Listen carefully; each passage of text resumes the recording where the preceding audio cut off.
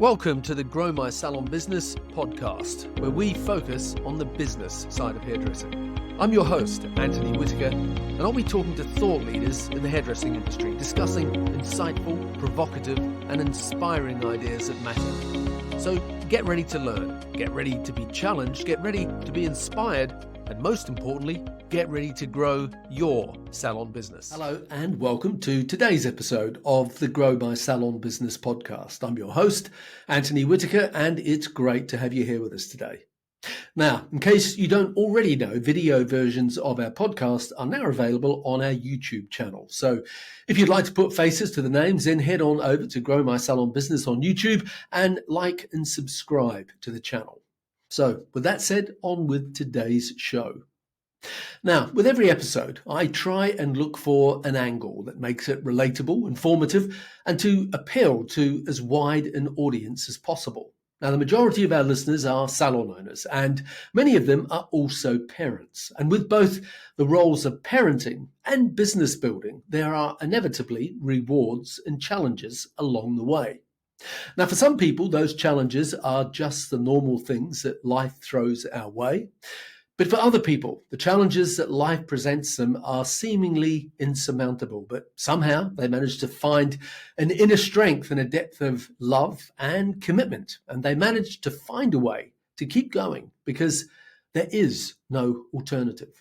And so it is with today's guest, CJ Morello, who, along with his wife, have two very special children in their life. So in today's podcast, we will discuss the importance of knowing your why and how to deal with the challenges that life throws at you, and so much more. So without further ado, welcome to the show, CJ. Hi, Anthony. Thank you so much for having me on the show. It's really exciting to finally be on the show instead of listening to it like I have for years. So excellent to be here, and thank you so much. My pleasure. It's really good to have you here. I'm really looking forward to this conversation today because, we're going to go into some areas that I haven't really talked about with anyone else on the podcast before.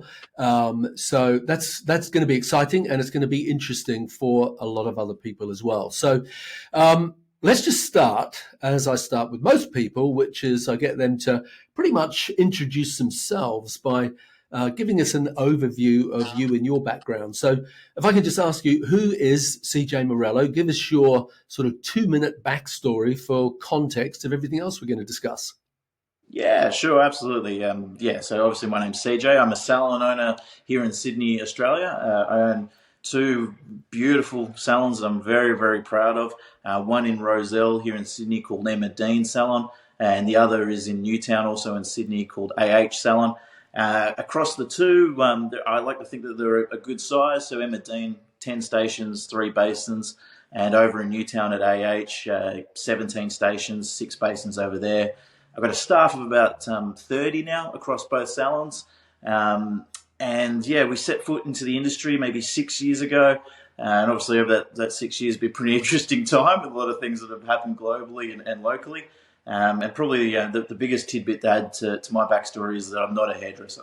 And I'm not even sure I'd set foot in a salon before I bought my first salon when I was 37, now being 43. Okay, all right. Well, why hairdressing at 37? Why all of a sudden think I'm going to buy a hairdressing salon? So you bought an existing salon, did you? Correct. Yeah. So, that's a great question. That's really the question that and whenever I say we, I'm either talking about my wife and I, or I'm talking about my business partner and I. And in this case, I'm talking about my business partner and I. So I'd always been involved in small businesses. I'd always had a history of working with small teams and just, I don't know if I'd call it an entrepreneurial sort of outlook on life, but I was just always drawn to opportunity. And when, my best friend at that time of 25 years, who was very academic and is very academic, a PhD in chemistry, and was raising a family in Finland, working at, forgive me, whatever, their version of what we call here the CSIRO, which is basically the government science research body. He was bringing his family back to Sydney, and he said to me, look, bringing the family back, I need to create a life for them, and a science wage is not going to cut it. I want to get into small business, and I want to do it with you. What do you think? And from there, really, it was a snowball of of research and looking into different industries, and we just kept getting pulled back to hairdressing for a few different reasons.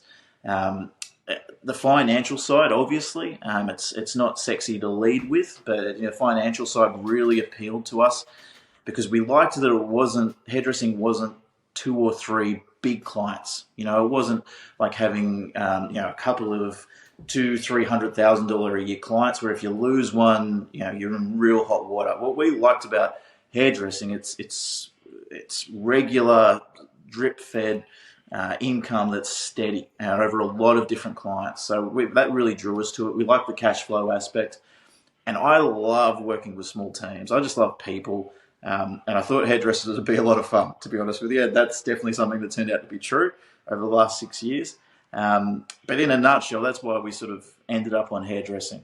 Between my personality and Craig, my business partner's sort of numbers acumen on the background, it kind of just made sense. And we were blissfully naive, Anthony. We were that's good to hear. Blissfully naive. It's good to hear you say that. Yeah. Well, because I'm sure you've had it said to you that you don't understand. You're not a hairdresser. I'm sure you've had that said to you from staff over the years you've had the business. And that's interesting that you were drawn to it like that. Because cash flow is an important component of a successful business. And hairdressing does have a very good cash flow, and it's not reliant on two or three big clients where if you lose one of them, you fall over. And it is very much a people business. So, it's interesting that someone from outside the industry looks at the industry and looks at those positive points, because there are plenty of challenges that the salon industry has. And, I'm sure we can touch on some of those as we go. But it's great to hear you look at it from a business perspective and see that there was opportunity there for you and your partner. Do either of you work in the business on a daily basis? Like, are you in there behind the desk or something?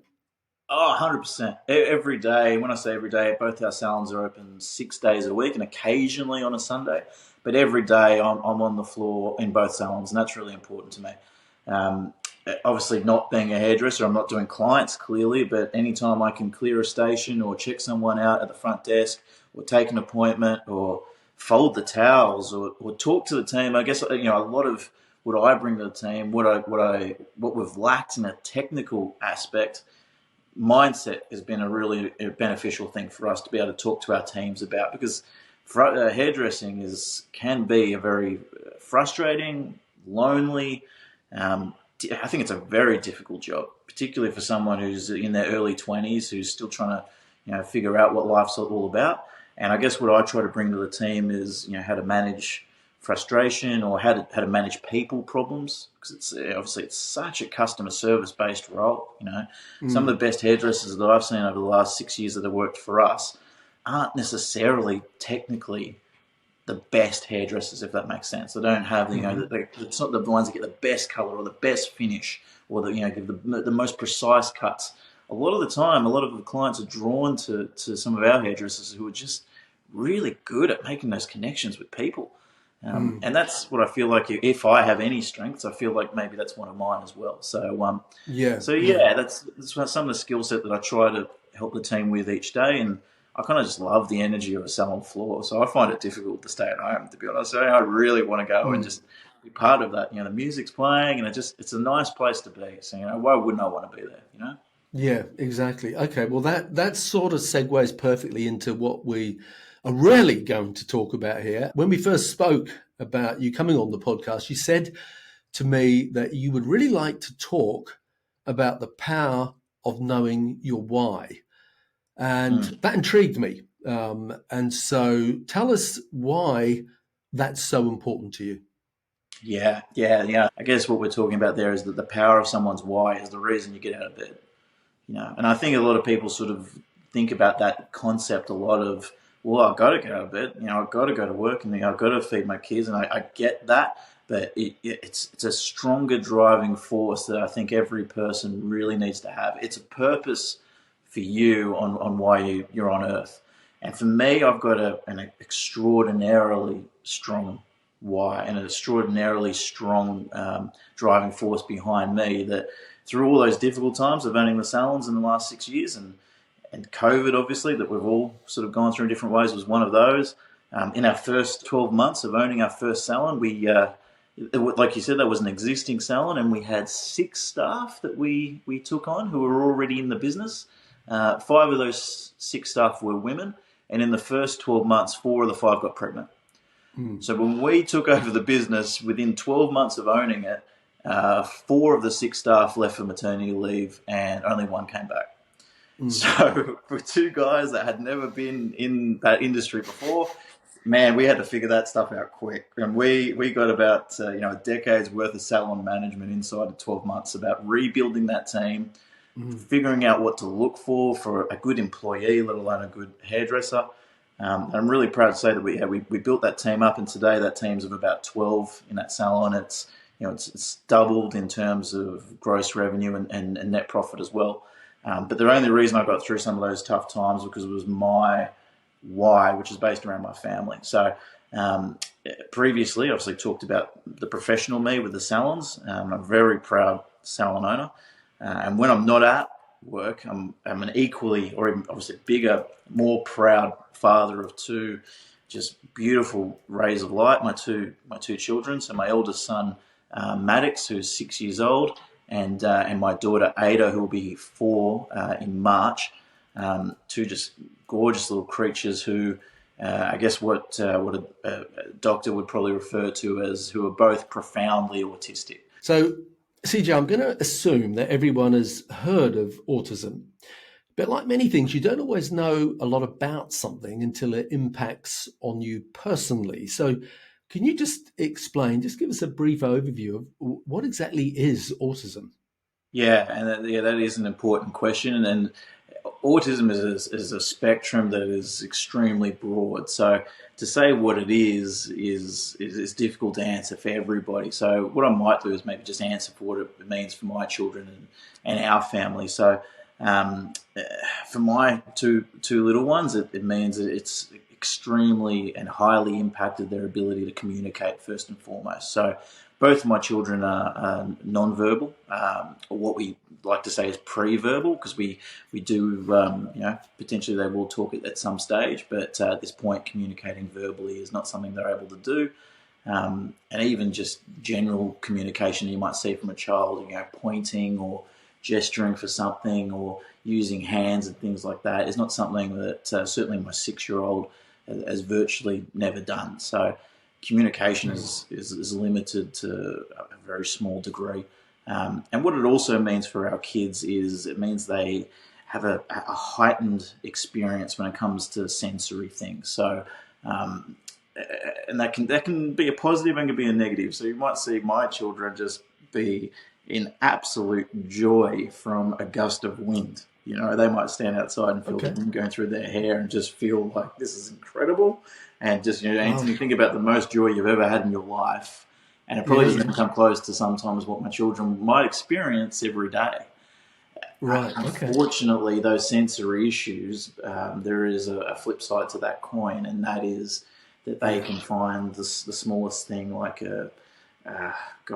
sometimes because of the communication issues, to be frank with you, I don't always know what upsets them, but it could be anything from one of their toys slightly being in the wrong space or something not feeling right, and that will trigger an absolute complete canatotic loss of their of control of themselves. It's fear, it's anxiety, it's and that manifests itself into a violent meltdown. And I won't get into that, but it can be an extraordinarily difficult thing, to put it mildly, to try and help or try and stop your child, physically doing extreme harm to themselves. And that's sort of been a daily life for my wife and I now for at least 4 years of my son's life. So for us, that's what autism means to us in our household anyhow. But it is different for everyone. Right. Yeah. And is that something, that communication side of it, is that something that could change? So like they could eventually learn to speak? That you just don't know. It's like it could be like that forever, or they could change. Is that it? It's Yeah, just yeah. I mean, essentially, we're working really hard, and we've got the kids in a incredible autism specific school that helps them in a range of different levels, and one of those is communication.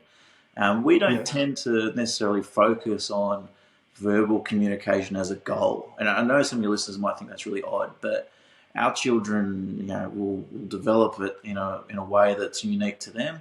And communication takes a lot of different forms. So whether that communication yeah, takes exactly. place with the aid of some sort of tablet or some sort of assistance in that sense, we don't necessarily have an end goal that our children will speak. If they do, fantastic. But same way, I guess I heard an analogy recently of if someone's hearing impaired, for example, the goal necessarily isn't for that person to hear at some point. It's for them to be able to live a life that's full and rich and just find other ways of experiencing that life. That's the way we sort of look at it for our kids.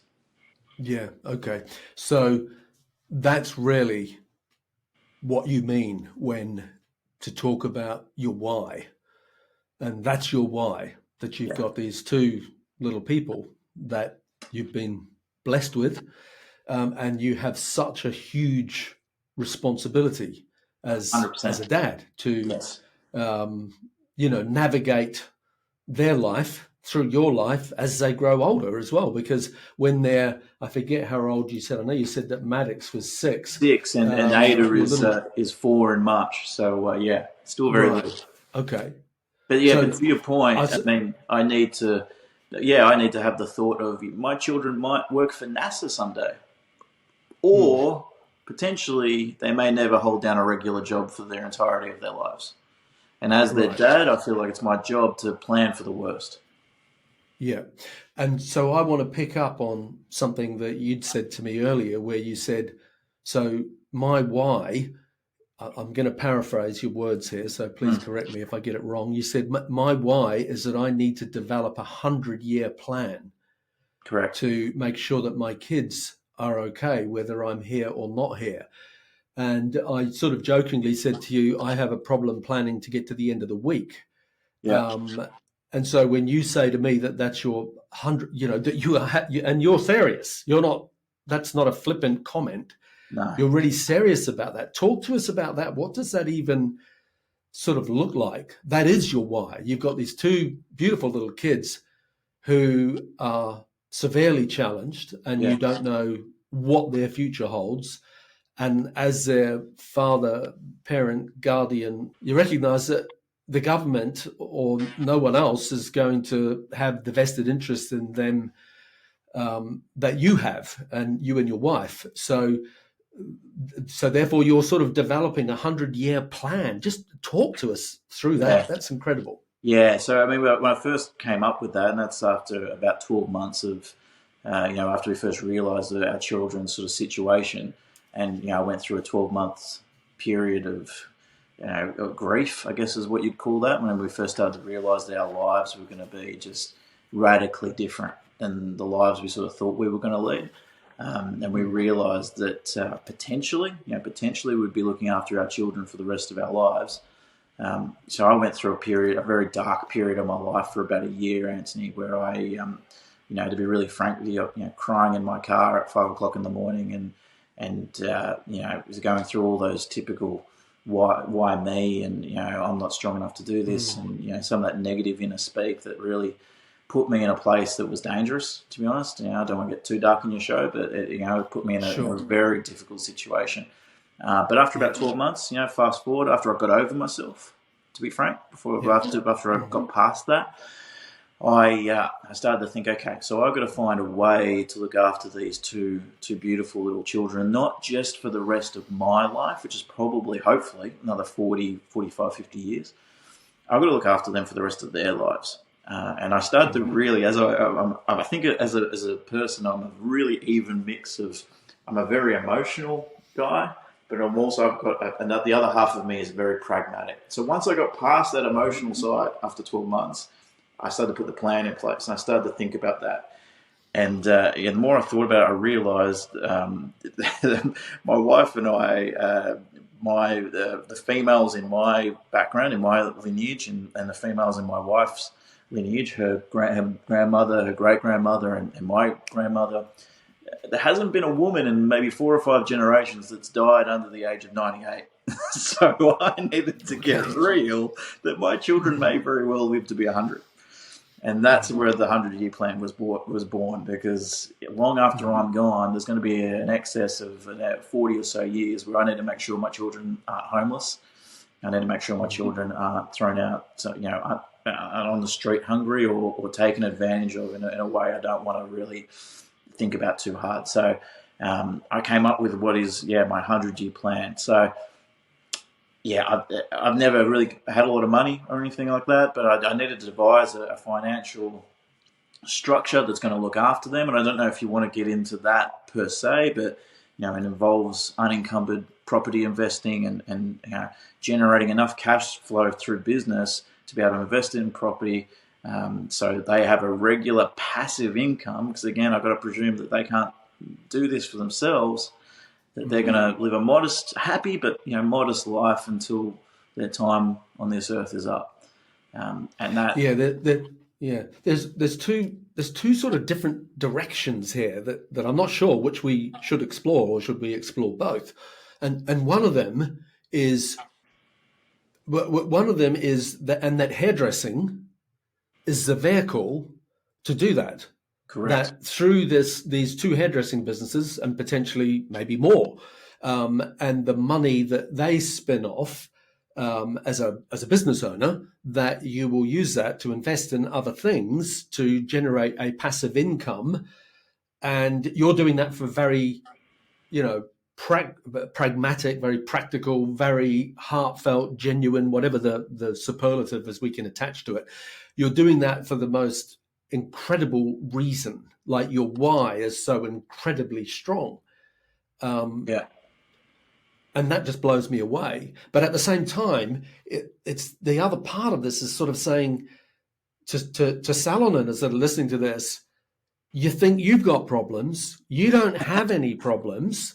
You need to get a strong why.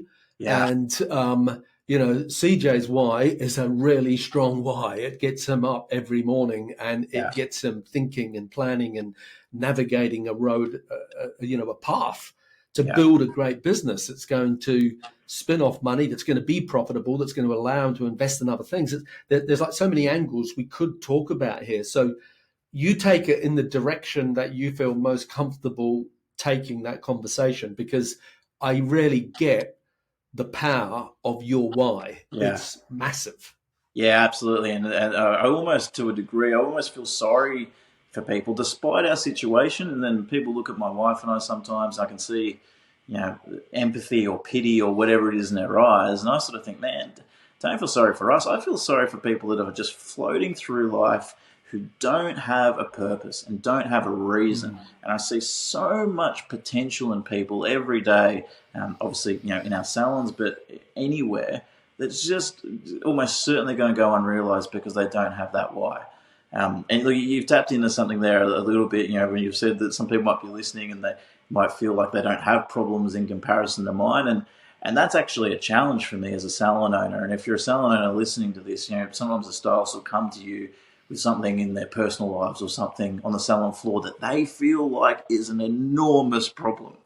Something that's rattled them completely. And as owners, or maybe because we're a little bit older or whatever that is, we'll see that, we think that maybe, you're overreacting, or maybe that's not a problem. Yeah. Like someone stole my lunch. That used to be one of the big problems that people would have in my salon, in the staff room. They'd say, I left my lunch here and someone has eaten it. It's like, honey, if that's the biggest problem you got in life, I know someone you need to talk to. 100%. But the problem with that, though, is, that's not fair for me to take that attitude into work. That's not fair for me to take that attitude to someone, because stress is relative. Everyone's living their own lives. And if for me to say, I didn't sleep last night, and I have those nights where I don't go to bed, right? I'm up with my son all night, but I'm still going to work because of that 100-year plan. I've never missed a day of work, and I absolutely never will. But for me to look at a young stylist and say, your problems don't matter because they're not as big as mine, is not what leadership is. and that's not going to help the business. Same way in our autism community, there are families doing it far harder than my wife and I. So if I'm in their company, are they going to look at me and say, I can't say anything? Yeah. That's not fair to me. Yeah. So it's taught me a lot of things, that why in my situation at home. And one of them is to try, and if you're an owner, sometimes it is an owner of a salon, it is difficult, at times when you hear a complaint or, you hear a stress point from an employee, but you got to remember that they're living a life too. And if you want to help them, then you got to listen to them. Yeah. Yeah.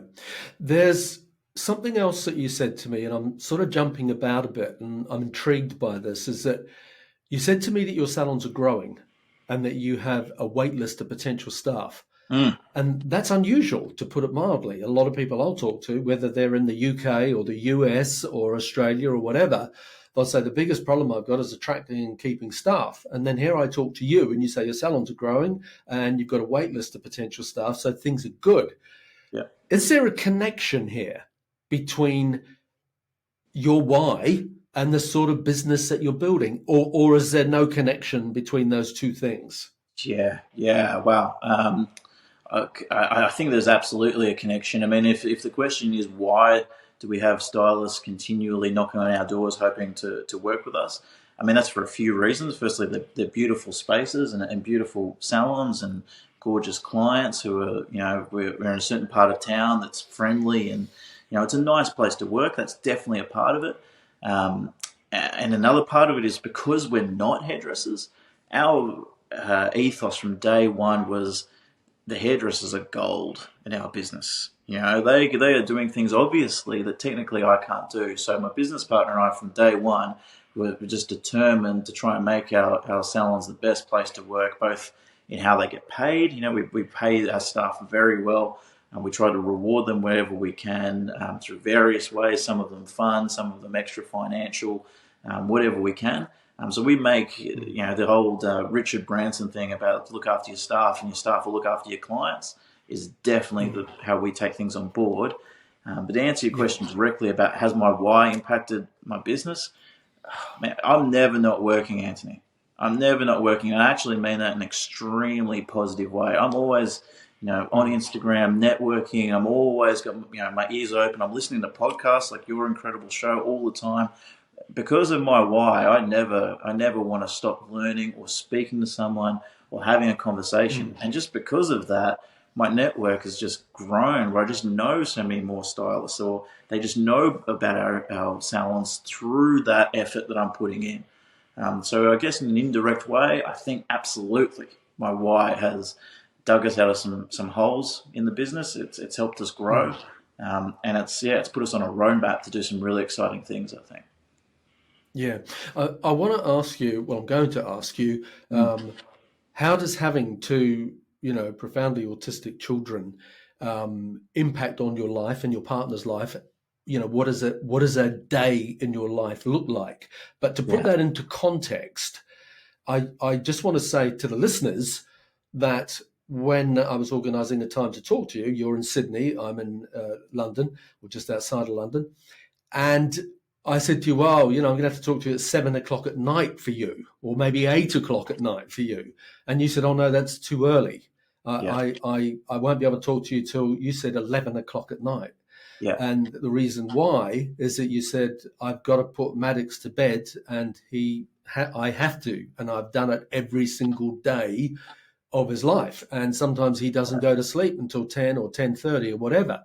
So that's why we're talking at this time of night. So it's like, it just impacts every area of your life. So talk to us about what that looks like. What's a normal day in your life, your wife's life, to deal with this? Yeah, absolutely. I mean, there isn't an area of our lives that hasn't been impacted by it, to be honest. So, our children with their autism, what helps them is structure and what helps them is routine. And to touch on that point, bedtime is a really good example of that. We have a shower or bath time at a certain time and then we're in bed, and bedtime for us goes for about 4 hours. So I will take my son to bed at 7, and I stay in there with him. We co-sleep because he can't get to sleep without me physically being there. And that might take 3 or 4 hours for him because his mind never stops and his body never stops. And for him to eventually calm down, maybe it's 10:30 or 11 o'clock at night. And that process cannot be interrupted. And in terms of when I say it cannot be interrupted, the consequence of that happening is, I referenced it a little bit before, is, the worst case is a violent physical meltdown. And for those who are listening who might be in a similar situation, or whoever have ever witnessed their child trying to, put a hole through the wall using their forehead repeatedly, I'm on duty. I'm on duty and I'm there to stop that. And I cannot allow my children to be in that sort of situation. I've done bedtime with my son since my daughter was born, and she's going to turn 4 in a couple of weeks. And I did the math on it the other night, so I think it's consecutive nights. It's almost 1,450 consecutive nights where my wife and I have not been outside the house after dark. So if you're talking about, how does it impact your relationship? How does it impact your social life? We've lost friends, 100%. I think a lot of times in the autism community, unfortunately, I think the rate of divorce is incredibly high. But back to the power of why, my wife and I are on a very similar path. And whatever happens, whatever stress that we get put under, we've made a conscious decision to look to each other, not elsewhere. Whatever hardship we go through in business or whatever, it doesn't matter. We're choosing it to make ourselves stronger, not the other way around. A day in life for me is, I've got to wake up my son. I can't let him sleep too long. I know that sounds ridiculous, but I've got to wake him up. Otherwise, he'll be up even later in the evening. So I've got to wake him up at 7 o'clock and get him ready now for school, which is really exciting. So he goes to an incredible school called Giant Steps here in Sydney that's autism specific. But we get him ready, get off to school, and he enjoys his day. And then I go straight to the salons, and I'm fitting in as much as I can in my day before I've got to head home. And this is much better now that they're going to school, which is incredible. Previously, my wife was at home trying to manage both of them by herself because we unfortunately we weren't in a situation where we had family help, and we couldn't find the right help outside of family either. So I've got very clear visions, Anthony, of rushing home at maybe 1:30, a very short day, around 1:30 in the afternoon, when my son was demanding to go on walks at that time of day. And I'm rushing home and finding my wife somewhere around the streets of our house, walking our son, pushing a pram, sometimes for 2 hours, and trying to relieve her out of that. And one of the curly aspects, I laugh now, it certainly wasn't funny at the time, those walks that had to happen. My son wanted to go on the walk, had to go on the walk, but refused to walk. So my wife had to carry him on her shoulders. So if you can imagine, at that point he's 4, he's probably 18 kilos by now. And that walk had to go for an hour and a half, 2 hours. And there is no one tougher in the world than my wife. And that walk was happening rain, hail or shine. And I clearly remember coming home in pouring rain, seeing a pram covered in plastic so that Ada wouldn't get wet. And my son in his raincoat sitting on my wife's shoulders, just ruining her back and her shoulders as they walked for 60, 90 minutes. I jump out of the car and I grab Maddox and put him on my shoulders instead. And my wife and I just look at each other and go, okay, let's just get through it. This is what we're doing, and then, we just got to find a way to get through this. How do you get through that? I mean, what are some of the coping mechanisms that you come up with to get through that can be applied in other areas of your life, I suppose? Yeah, great question. There's two, right? So again, I won't dwell on it, but the power of why is that there is no giving up. I can't. I feel like there's a lot of business owners, or there's a lot of hairdressers, or in any area of life, that when things get hard, they're almost looking for a reason to stop. They sort of think, this isn't the life I wanted, or whenever there's a speed bump, they give up. There are no speed bumps for us. Like, we expect every day to be extraordinarily difficult, and we embrace it.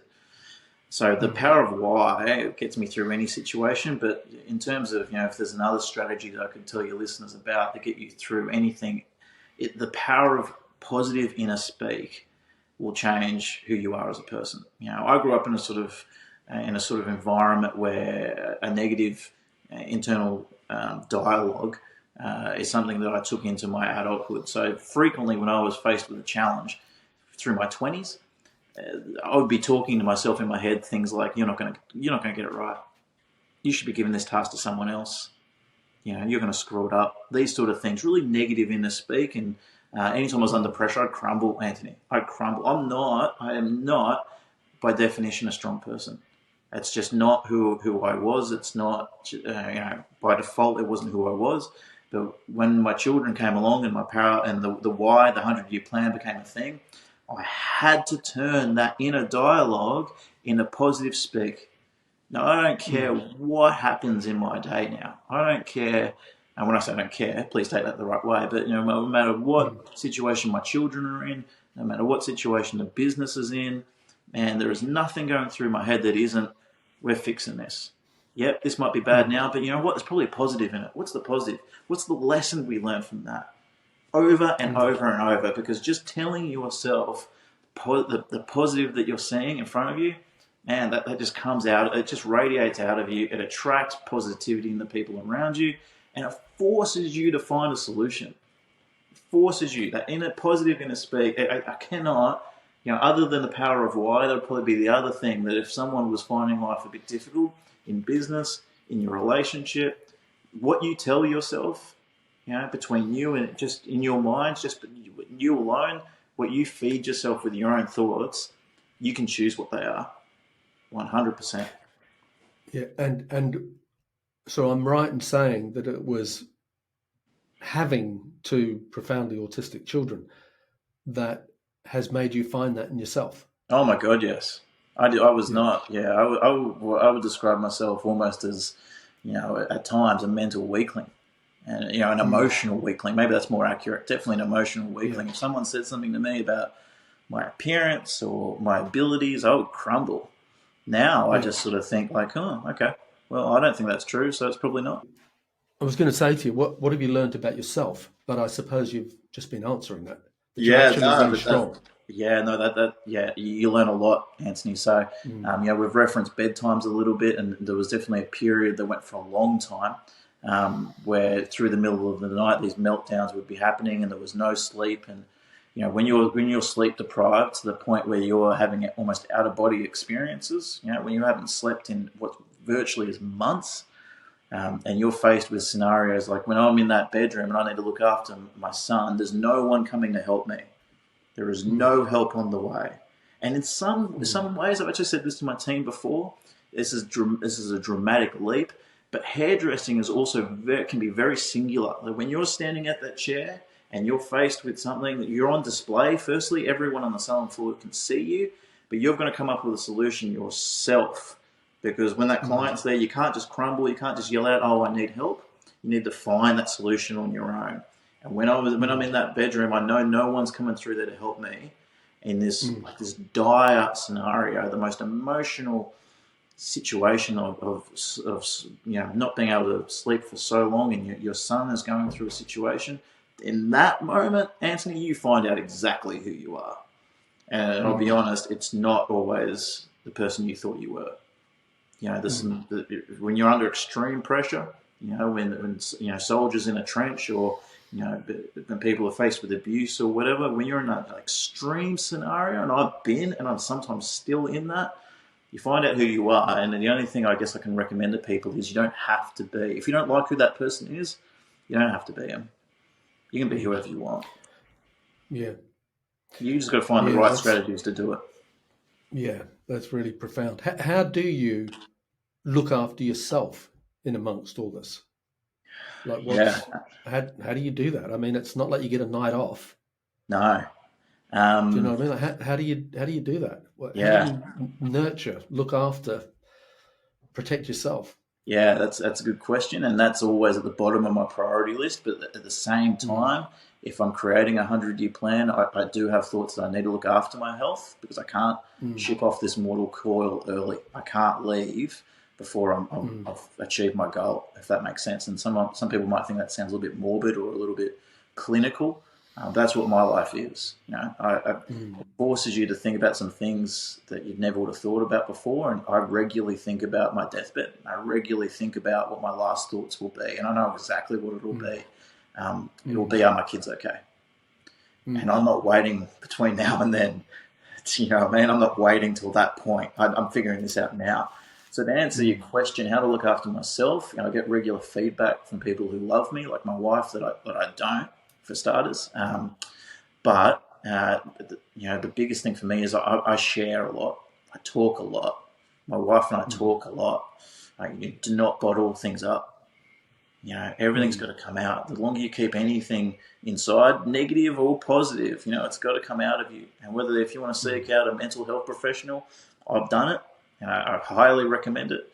If you've got one person in your life that listens to you when you speak, we've all got friends that necessarily are there for the good times, but not necessarily, are there to lend an ear. You just need one. You don't need a group. You just need one. But do not keep it inside.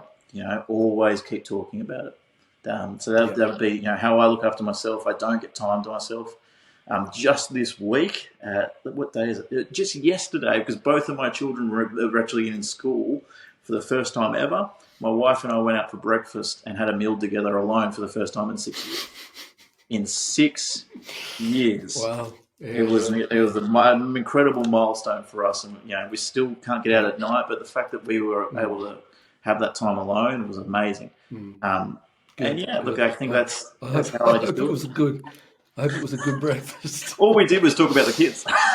Yeah, of course you did. Okay, you have mentioned a couple of times about school and your kids, and you just mentioned it then again, and I think you said it's called Giant Steps. And I know that from our conversation that you talked about how it's not government funded. Is that correct? It's not government funded? Yeah, so the school, which is also set up as a charity, an incredible sort of facility, is set up so they need about, I think the figure is about $3 or $4 million a year to keep the doors open, and they only get about half of that from the government. And the school also has an incredible ethos where they don't charge school fees, but they don't want to have any barriers to entry for families in my scenario. So they rely on fundraising. Yeah. I mean, the hairdressing industry all over the world are often involved in raising funds for all sorts of different causes. And I know that you're putting on an event to raise funds for Giant Steps. So tell us a little bit about that. I mean, obviously, everything we've spoken about up until this point is relevant no matter where in the world you're listening to this. Yeah. But when you talk about the fundraising event, it's more relevant just to a more local audience. So explain what this event is that you're putting on and how people can get involved, or exactly what it's going to be. Yeah, absolutely. So we're putting on an event on March 25th here in Sydney with some of Australia's best stylists and most well-renowned artists is what I'll call them. And the whole point of the day, they're all presenting a one-day look and learn for me, completely free of charge. And the idea is 100% of proceeds go to the school Giant Steps. The event's called Come Together. Like I said, one day look and learn. Michael Kelly from Salon here in Sydney, who's an incredible international educator and beautiful salon. Belinda Mills from Pipsqueak and Saigon. Frida Rosides, the co-creator of Mr. Smith, and Monique McMahon from Q Colour in Sydney. It's going to be an incredible day. And I think it actually might even be a bit of a landmark day for our industry here in Australia, because I can't find anybody who can tell me about another charity-based day where all the proceeds were going to such an incredible cause. So I'm so proud, to be able to rub shoulders with these elite hairdressers, career hairdressers who have just done an amazing job. And just who leapt at the chance. To be honest, I'm indebted to them because they leapt at the chance to be involved in this event. So look, if people want to check out the event, we will have a little link on there for people who want to donate to the school from wherever you are in the world. You can always find this on our Instagram page on the Salon, which is Salon in Sydney. If you just look that up, you'll be able to find us. And I'm really excited. I'm really excited about what it means for our industry and obviously what it means for the school. Is it a live event for a whole day with a whole lot of different presenters? And it's in Sydney. Whereabouts is it? In a hotel or? No, it's in quite a different venue. So it's called the Grand Electric, which is typically a cabaret venue. So in a beautiful space with a lovely round stage in the middle, and there's 4 artists, focusing on different color techniques, how to build your Instagram following and build your clientele through social media channels. Frida's just going to come back from London and Paris Fashion Weeks and talk about the latest trends that she's seeing internationally and how you can replicate them in the salon. So it's a one-day look and learn that's just got these 4 incredible artists that's going to give you a wealth of knowledge. Okay. So you mentioned your Instagram before. So where can people connect with you on or any of your social channels? How can they reach out to find out more about this event or anything, just to share, to contact you and connect with you? Where would you send them? Yeah, well, definitely come to our AH Instagram page, which is A_H_Salon. You'll find us on Instagram. There will be a link there, so if you want to find out more about the event, the link will take you straight to the event. And I manage the Instagram page, so if there's anyone listening out there that finds themselves in a similar situation to mine, or if you ever want to reach out, I'm always up for a chat. And don't feel like there isn't anyone there that's not willing to listen, because I always am. So find the Instagram page. If you're interested in checking out the event, if you're interested in making a donation, you can do that too, no matter where you are in the world. Or if you just want to find out a little bit more about autism, you can do that too. So yeah, that's how they can contact me and how they can find out more about the event. Got it. Okay. Well, I'll put those links in the show notes for today's podcast. So wherever you listen to this podcast, in the show notes, those links will be there. They'll also be on my website, growmysalonbusiness.com. If you're listening to this podcast with CJ and have enjoyed it, then do me a favor, take a screenshot on your phone and share it to your Instagram stories. And don't forget to subscribe and leave us a rating and review on the Apple Podcast app. So before we wrap up, CJ, is there anything else that you'd like to finish up with? Well, look, obviously, firstly, thank you for having me on the show. I've been a huge fan for a long time, so it's an honour, Anthony, to be sharing some time with you. And I don't say that flippantly; I mean that very sincerely. Thank you, my pleasure. Yeah, but anything else? The only other thing I'd say that if I know a lot of people out there around the globe have probably find themselves in some difficult financial times. I know, obviously, in the UK it's particularly difficult, and I think here in Australia we're heading down that same path. Find your why. Find your why, because it'll get you through anything, man. It will get you through anything, and it will be the thing that helps you succeed when everybody else is giving up. So that's the only message I want to leave your viewers with. I think that's a really good place to finish up with. So, CJ Morello, thank you for being on this episode of the Grow My Salon Business podcast. Thank you, Anthony. Appreciate it. Thank you for listening to today's podcast. If you'd like to connect with us, you'll find us at growmysalonbusiness.com or on Facebook and Instagram at growmysalonbusiness. And if you enjoyed tuning into our podcast, make sure that you subscribe, like, and share it with your friends. Until next time, this is Anthony Whitaker, wishing you continued success.